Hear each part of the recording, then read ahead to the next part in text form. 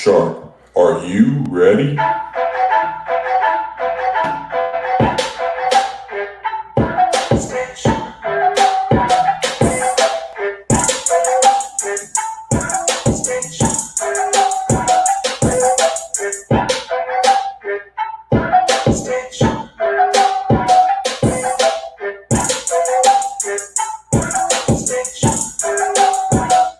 What's happening, everybody? How y'all doing this evening?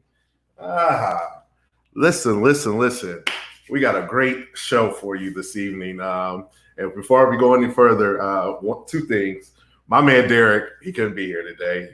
Keep him in your prayers. He had a family issue going on.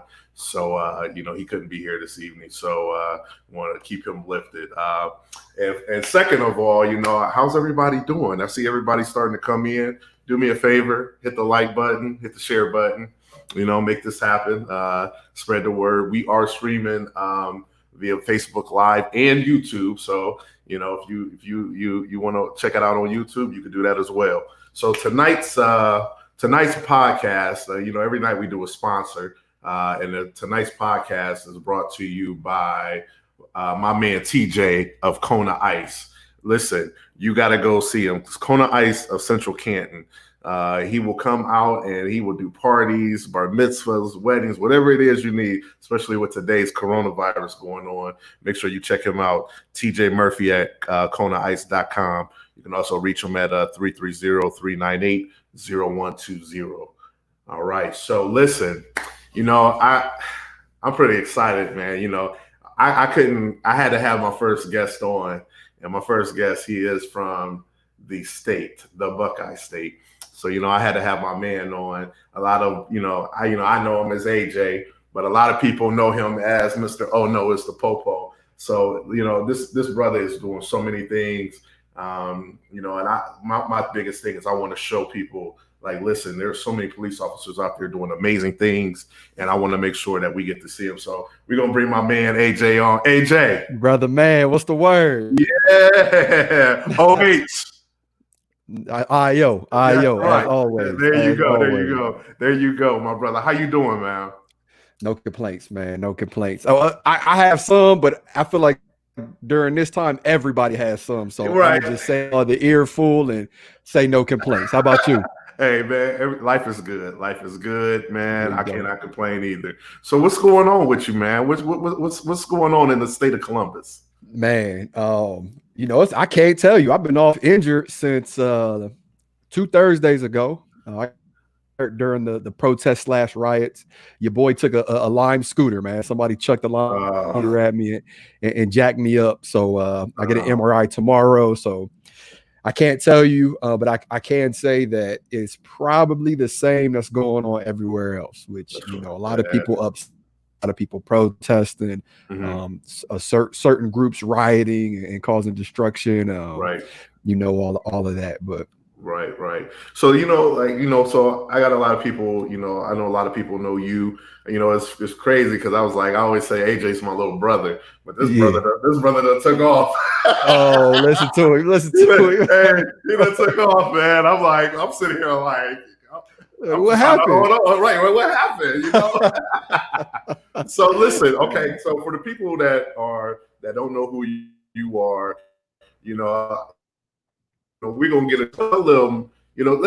I know your story, because I follow you.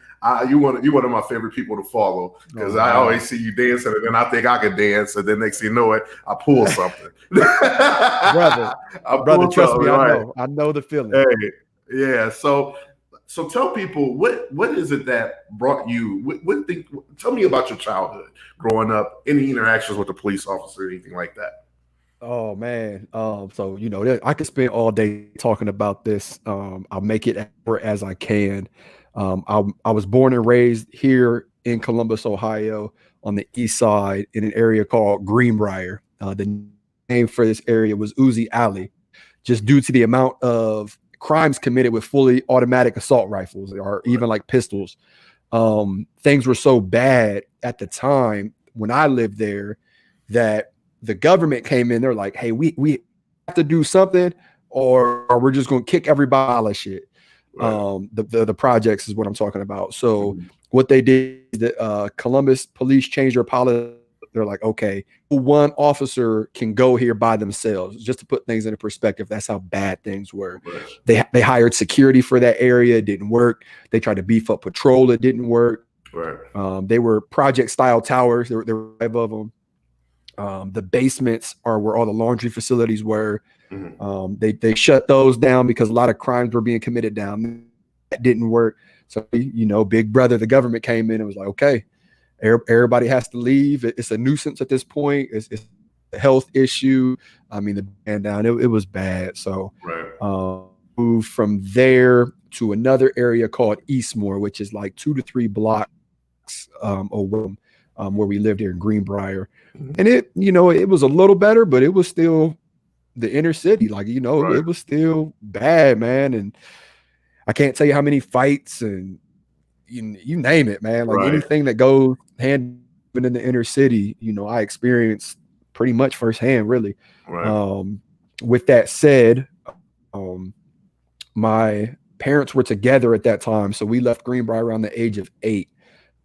Extremely abusive household, and just to kind of put things into perspective, like I would watch my dad beat me, beat my brother, beat my mom. Mhm. The police would show up, and I mean, there were clear signs that, like my mom just got beat on. My dad would rip the telephone line out of the wall so she couldn't call 911, and she would have black eyes, and the Right. police would show up, and sometimes he wouldn't go to jail. Sometimes he would, but Right. sometimes he wouldn't go. So it just kind of solidified that mindset of mine, like you can't trust the police. Right. Because everything that I knew growing up told me that. Every time I turned on the TV, you can't trust the police. Every time I turn on the radio, you can't trust the police. NWA. Every time I talk to my friends, NWA, right? NWA, Now it's F12 and ACAB. Right. That's all I Right. see all over Right. the internet. Right. Right. So it just kind of solidified it. And, hearing the stories from my friends and families, and, experiences with having the experiences with law enforcement and my father that I did, just really solidified it. When I was 16, we kind of bullied mom into finally getting a divorce, which was a huge decision on her part. We hired a lawyer, went that route, kind of had a talk. Me and my big bro had a talk with my dad. Me and my brother have different dads. Right. And, just kind of advised him like this would be in your best interest to go ahead and sign this paper. So he did. It was a really good time for all of us. Fast forward, I'm in high school. It took me 5 years to graduate.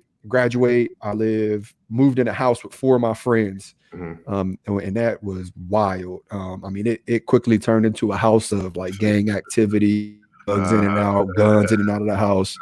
The homeowner came home or came back to check on the property a year after we moved in. The front door didn't lock. The back door didn't shut. There was graffiti outside of it. The oven didn't work. Refrigerator didn't work. I mean, it was, we tore that house apart. So she was like, y'all got to go. Right.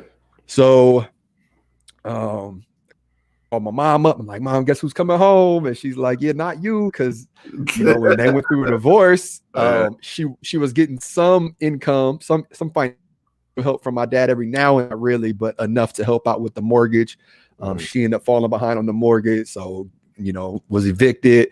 She's in a 1-bedroom apartment now. She was like, you could like sleep on the couch type of deal. So here I'm 18 living at homeless shelters, and I'm at the gym one day working just because in my mind, that's what society told me. When you're frustrated, go to the gym. Super skinny, scrawny, had no idea what I was doing at the gym. And this little short, stocky guy walks up to me and he's like, hey, you're using that machine wrong. And I went off on him. I was like, ain't nobody tell you to come over here and tell me how to use this machine. He kind of just chuckled, walked away. I went home that night, thought about it, felt bad, went up there the next day around the same time, hoping he would be there. He was. I apologized to him. He took me under his wing. I told him my situation, his doors to his house to me. And he's like, look, like, I really don't know you like that. But you can move into my spot. I don't want you to be homeless. You seem like a good kid. Mm-hmm. First off, you ain't gonna of a milk carton, bread. Like, I ain't about to be messing with you. But but you know, push came to shove, and I took him up on his offer. Right before I moved in, I found out he was a police officer, and it completely wrecked my life. Wrecked my life. The rest is history. I move in with him. He takes me under his wing, gets in my ear. He plants the seed. You know, it looked like for you to get your life together, for you to get on the right track, and for you to go back to the community where you were raised as a police officer and mentor these kids. And I was like, let's go, let's get it. So, right. So you feel like, do you feel like you chose this career, or did this career choose you? Oh, this career chose me, hands down. Like, there are still people that I run into that I grew up with who would just look at me and shake their head like, I still can't believe you. And I've been a cop for like almost 10 years now. I still can't believe you're a cop, AJ. It's like, all right, believe it. Right. Yeah. Listen, I lost friends, like guys that want to rock with me. They was just like, yo, you 12, man. I can't mess with you. Like, I was like, yo, like, you was my friend then. You know what I'm saying? Yeah. And that's something I you know, because I do work similar to you, not as good, but very similar to you. There you go. But you know, when I go to these detention centers or these high schools or these rec centers, or even when I'm I'm talking to these kids and I'm sharing my story, I'm always sure to share that aspect of it, because this wasn't an easy transition. Like, I was involved, right? Like, I was submerged in the lifestyle. And when I told a group of friends who I considered were my friends, like, you know, I think I'm gonna switch it up. I'm gonna be the police. I would say,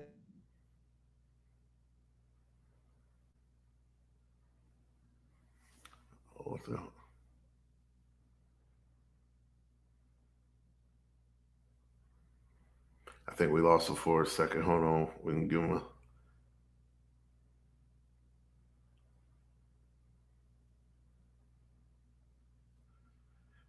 Oh, well, we try to wait for AJ to get back on here.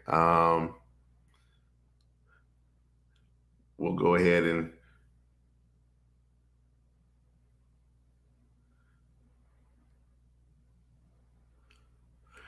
Well, listen, while everybody's here, I want you all to get ready for the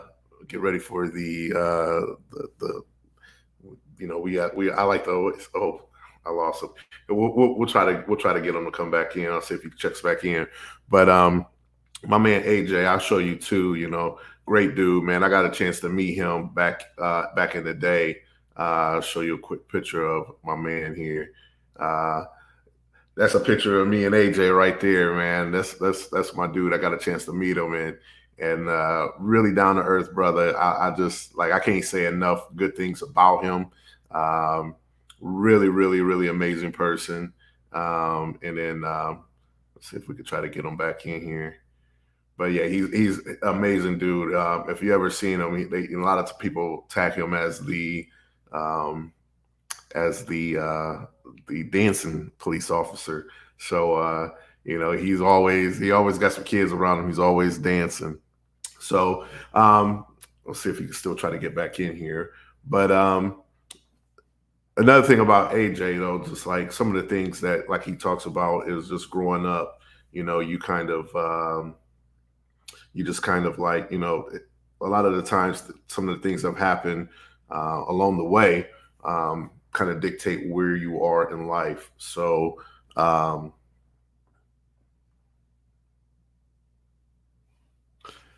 lot of times it dictates where you're going to be in life. You know, so we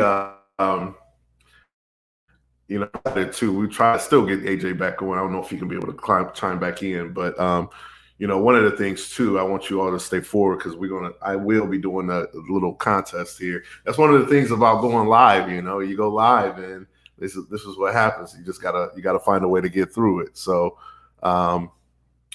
one other thing too, I will tell you this: next week we want to make sure we got it really amped up too, because we got my man Tommy Norman. He's gonna come in next Wednesday. Yes, Mr. Arkansas himself. He will be here on the Facebook Live. Oh, here he is. We got you back.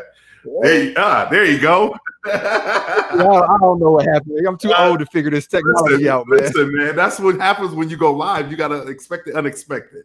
That's it. You getting the real deal. Right. But I'm always sure to tell them that things, you know, how people who I considered my friends at the time really wrote me off and, you know, threatened to harm me and my family. Mhm. And then when I finally got on the force, I started making a name for myself.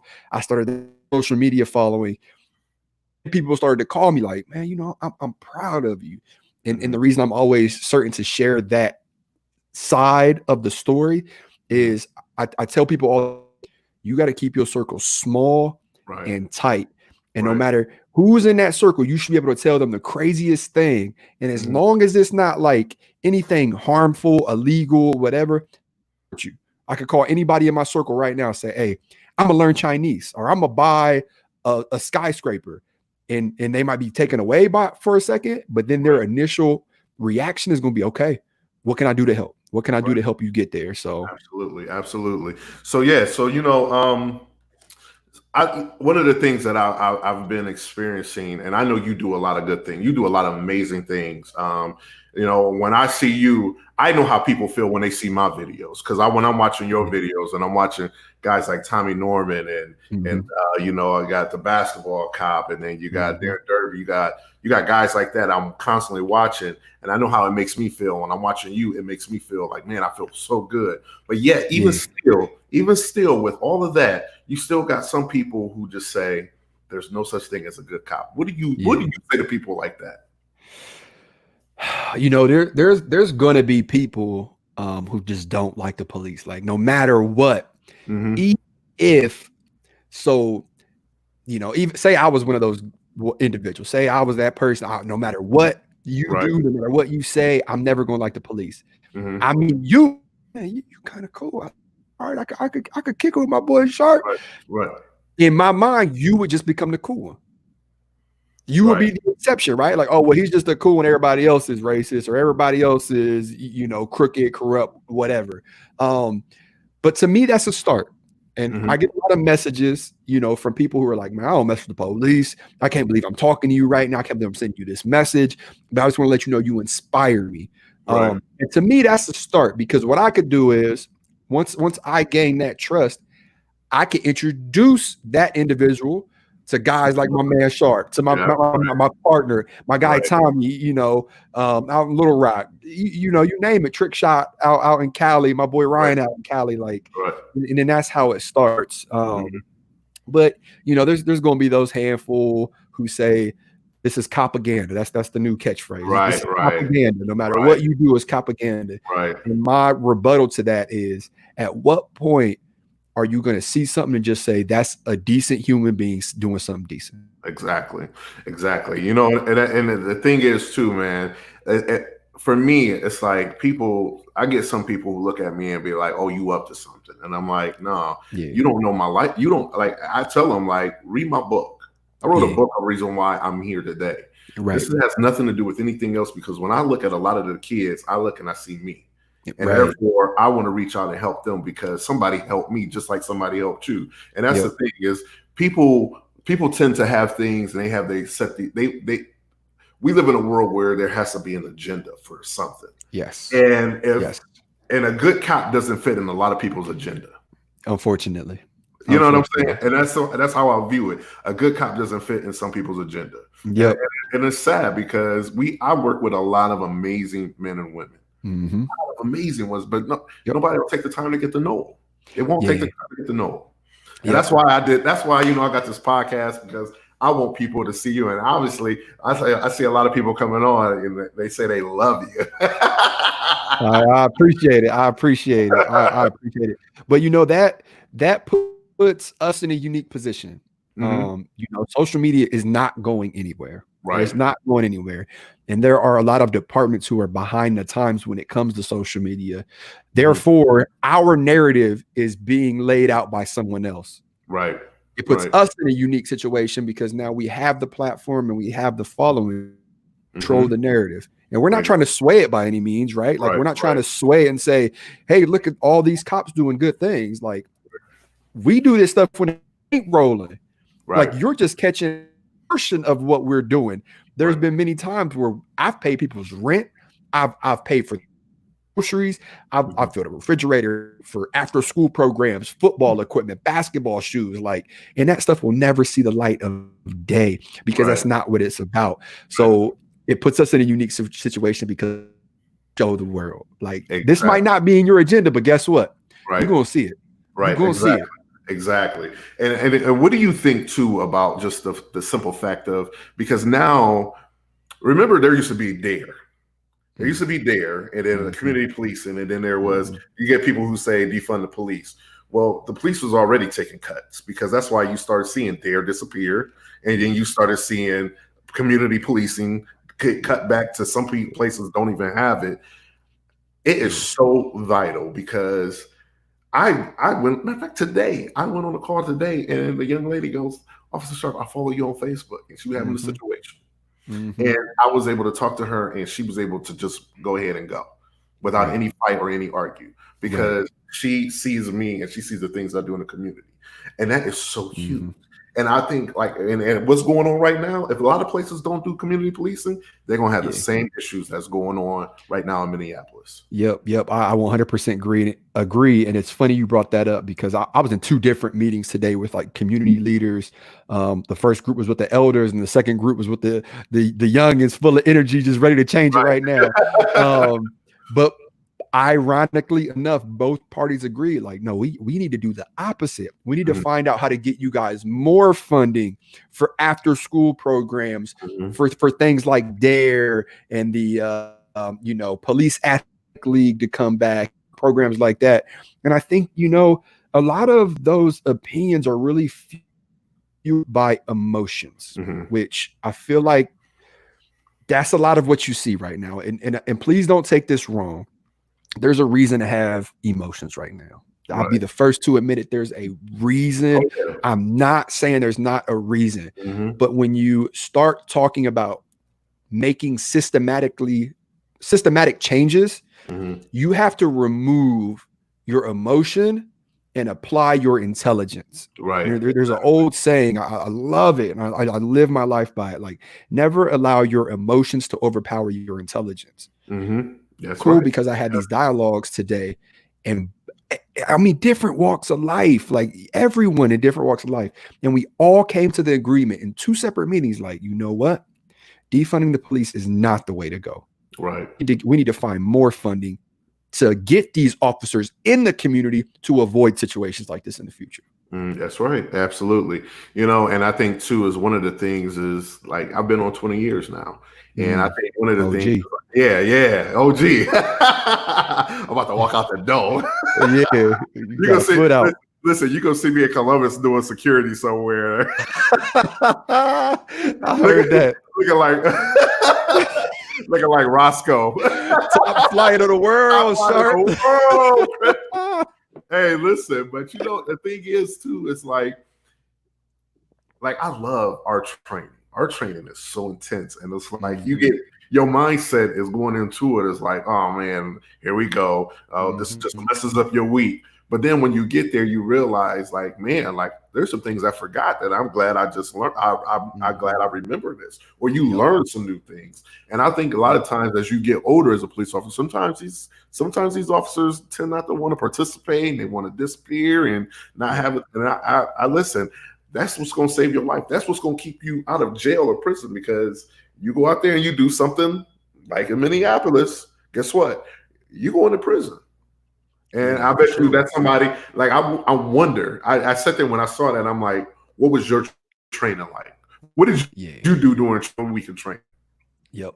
And we're spoiled in Ohio. I don't know if a lot of people know this, but Ohio is always ranked as one of the highest police states in the nation. Always.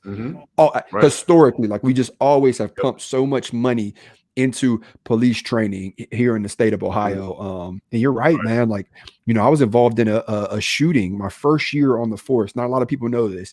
And afterwards, or after, it was investigated and I was clear and everything, I was talking to the training staff at the academy, and they were like, well, what is something that you learned from your shooting and from your incident that we could pass down to the recruits, right? Because they care that much. Like, please give us something so we could pass it down. And I had to take a second to think, and I was like, you're already doing it. Like, it, to me, it was like a scenario. Like, to me, it felt just like a scenario you placed me in. I reverted back to my training. I did what I had to do, took care of business. Everybody went home safe.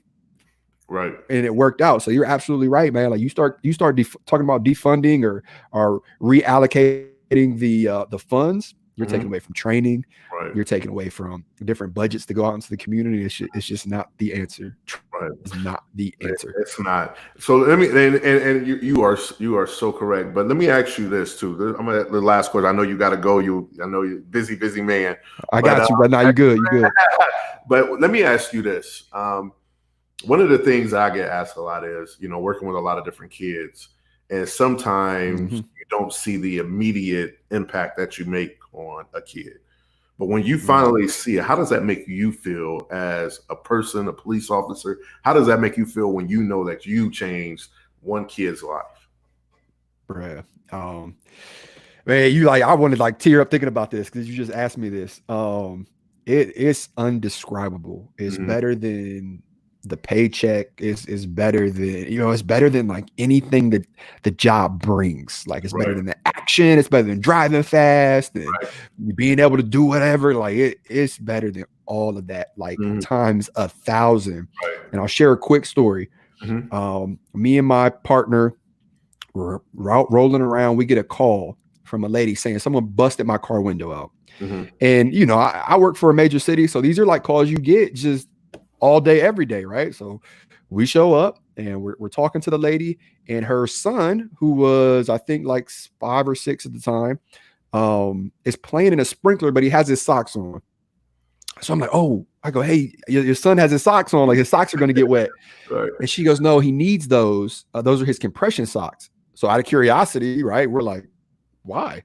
Yeah. And she tells us, she's like, well, look, I started dating this guy last year. I was at work. He was babysitting my kids because he lived with me at the time. I get a call from him. He's frantic, saying that my son was burned. Come to find out, the son was crying, doing whatever that made the boyfriend mad. He got mad, turned on extremely hot water in the tub and held him down and burned him from the waist down. We're talking burn, skin peeling off burns, right? Because of that, it suffered all sorts of mental problems. It was a traumatic experience. He wouldn't go in the bathroom at that house anymore because that's where it happened. Let me say that one more time. He wouldn't go in the bathroom where he lived because that's where the incident happened. He hated being in the house because that's where it happened. And the only time he would ever get wet is in the setting of a sprinkler because he didn't want to be soaked with water. So she's telling us this. She's crying. We're tearing up. We're mad. We're like, well, where's this dude? Do he got a warrant? Can we find him? And she's like, he's in custody. We're going through. So my partner's like, can we pray for you? She's like, yeah. So we pray for it right there on the spot. We end up becoming friends. Bianca, her son is Ken. You probably seen him in the videos. We've been in Ken's life and in Bianca's life since. They got my number, they got my address. We go over their place, they come over here, vice versa. And I say that to say this: I got a picture of Ken just 2 days ago, pool in Atlanta, and he's laying back and he's smiling, and I teared up. And that that is what it's about to me. This wasn't a police officer helping them out. This wasn't a black and white thing. This wasn't a handout or, look at what I'm doing type of deal. This was human beings being good to other human beings. Right. I mean, we were able to share her story on a social media page. We're able to get her moved. People helped her move. People bought her new living room furniture. They came in to the bathroom and redid the entire bathroom, painted the walls, SpongeBob shower curtains and all of this. And now he gets in the tub. These were human beings being good beings. So a lot of times, just to go back to, the original thing we were talking about, when people are F12 or ACAB or what have you, Break it down to the truest sense. Right. I'm a human being. Right. You're a human being. And the moment both could see that, it's a two-way street. The moment me as a police officer could see you as a human being, and you as a community member could see me as a human being, and we could have a conversation, that's when the change starts. That's when the change starts right there. Hey man, listen, I can't even tell you how much I appreciate you, brother. I don't know if you saw this or not. I don't know if you can see it. Can you see that? Yeah. Yeah. Guy. Yeah, buddy. Police week. Yes, sir. Yes, sir. Yes, sir. Hey, listen, man, I can't thank you enough. Like, you know, I constantly, one of the things that I do is like, when you pray, when you somebody who prays, you don't pray just for your family or your close ones. You pray for everyone. I pray for you, my brother. You know, I want you to stay safe because you are appreciated. I love what you're doing. Don't ever stop. Don't ever let anybody change your mind, because I had to pep talk myself with that because I was ready. It was a point in time where I felt like maybe I'm about to walk away from police, being a police officer. It's hard. You know, and I felt like that. And because I constantly, sometimes you feel like you have so many things coming from so many different directions. And it's just kind of like, you know what, man, maybe I need to change. And then I had to kick myself in the butt, and I said, nah, because just like that, I had a kid that came over, and next thing you know, what I'm talking to him, and just the reaction with me and that kid, I'm just like, you know what, no, I can't let nobody. You can never let nobody deter you from doing what you're passionate about. So that's it. Yes, sir. But hey, listen, man, I appreciate you. For everybody that's that's on here, tell them what you got going on. Tell them how to get a hold of you. Follow your Instagram, your Twitter, everything. Yeah, so I got a Twitter. I don't really get on it like that. Twitter is a whole other world. Like the Twitter world is ruthless. So I don't get on Twitter maybe like once a month. But check me out on Facebook, Instagram, TikTok at OHNOITSDAPOPO. You may have seen the videos, you may have not. But you know, if you follow my boy Sharpe, then you know he's doing great things. Continue to rock with him. And you know, I just want to challenge everybody who is not in law enforcement. Just get to know a cop. Like if you've never been on a ride along, if you never like just stopped and talked to a cop when he was drinking his coffee, eating his donuts, because that's what we do. Right. Do it. Do it. You know, just interrupt and be like, hey, is that a glazed? You know, right. Just start a dialogue, you know, and that way we both learn, right? Yeah. That officer will learn something from you, and hopefully you will learn something from him or her. And you know, that's how change really starts. That's it, my brother. Hey, listen, I cannot thank you enough. You know, hey, listen, stay safe out there. I hope you get back out there, man. Listen, you know, you got to do a couple. I can't even do that right now. I can't do that. I'm supposed to have a sling on, but I'm sitting down, so I'm like grabbing my arm on the table. Wait. All right, listen, for everybody watching, you had a video when you was talking to a young man at the protest, and then, you know, he went up there. You went to go give him some dap and hit your arm, and you was like, I said, I fell on the floor. He was scared too. He was like, "Oh snap!" Hey, listen, but hey, thanks for being on here, man. Hey, stay safe, and we gotta link up, brother. For sure. I mean, we're past due anyway, so I know. Yeah, let's make it happen. Yes, sir. All right. Hey, you take it easy, brother. All right, brother. Yes, sir. All right. So, my man AJ, if you don't, like I said, if you follow him, OHNOITSDAPOPO on Instagram, check him out on Facebook. So now it's that time. We are about to knock out this. About to go ahead and knock out this trivia question for today. All right. So I'm going to put the trivia question. First, I'm gonna go ahead and let you go ahead and show you the phone number there. The phone number, if you want to text at 330-597-0444.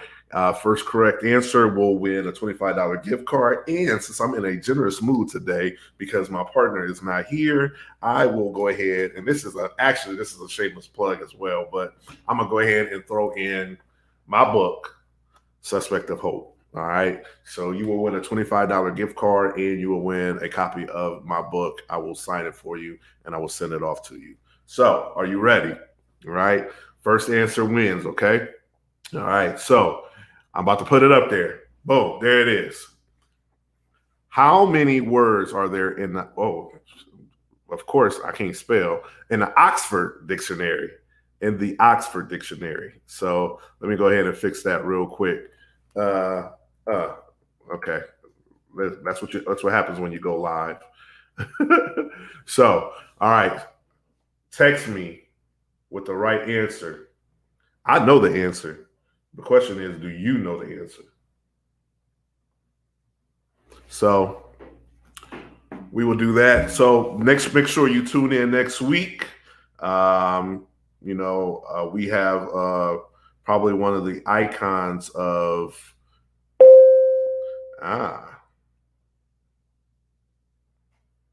that is correct. We have a winner already, just like that.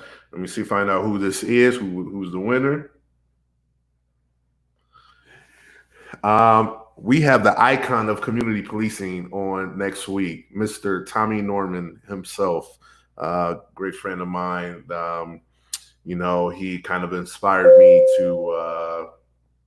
to get into what I'm doing. So shout out to Judah Lee. Judah Lee, go ahead and finish texting me your address, and I will send you the copy of your gift card, and I will send you a copy of my book.